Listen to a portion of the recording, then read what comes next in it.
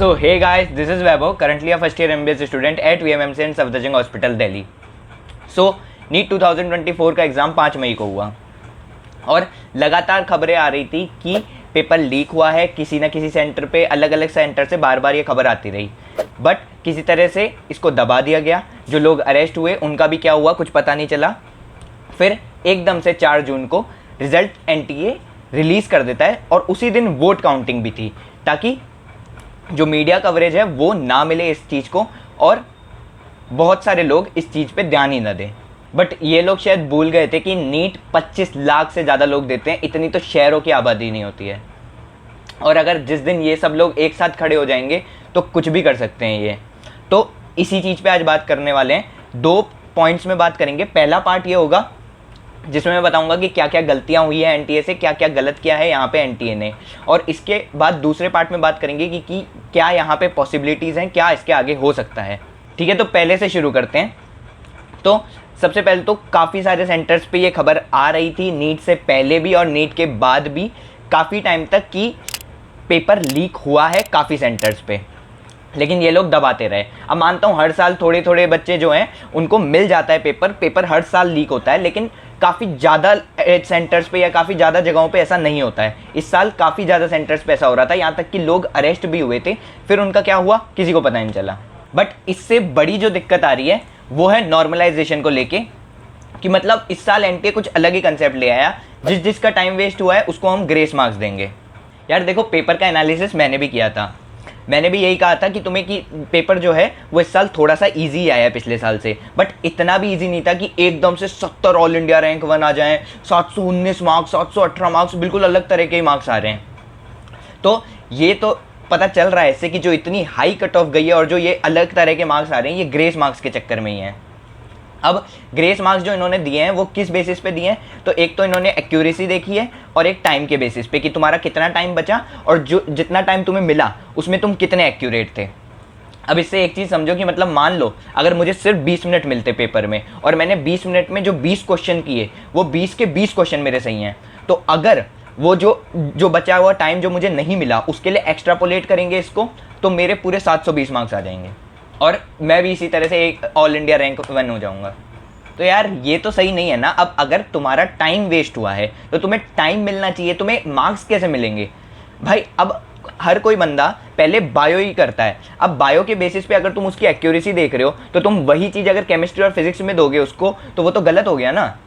और ऊपर से इन्होंने कहीं भी ये पहले मेंशन नहीं किया था, ना इनके जो बुलेटिन आए थे इन्फॉर्मेशन बुलेटिन उसमें कहीं मेंशन नहीं था कि हम इस तरह की चीज़ भी कर सकते हैं। एकदम से इन्होंने ये चेंज लेके आए और सबको ग्रेस मार्क्स बांटने शुरू कर दिए। अब ग्रेस मार्क्स तो सही है, ठीक है, लेकिन इन्होंने ना ये बताया कि कितने बच्चों को इन्होंने ग्रेस मार्क्स दिए हैं या इन्होंने कैसे कैलकुलेट किया। ऑफलाइन एग्जाम में ये कैसे कैलकुलेट कर सकते हैं कि किस बंदे का कितना टाइम लॉस हुआ है? कि हर किसी से पूछेंगे कि तुम्हारा बेटा कितना टाइम गया, तुम्हारा कितना टाइम गया, किस तरह से?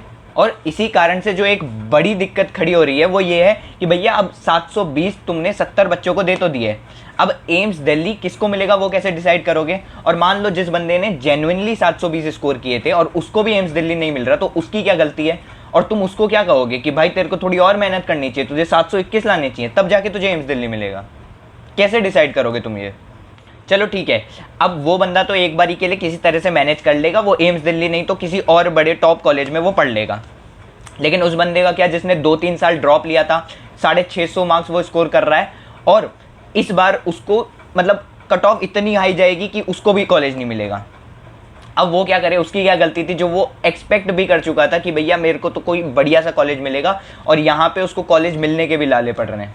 और अगर मान लो कट ऑफ 660 भी जाती है तो उसी मार्क्स पे अगर 2 से 2,500 बंदे हैं तुम्हारे पे, तो तुम किसको कॉलेज अलॉट करोगे और किसको नहीं?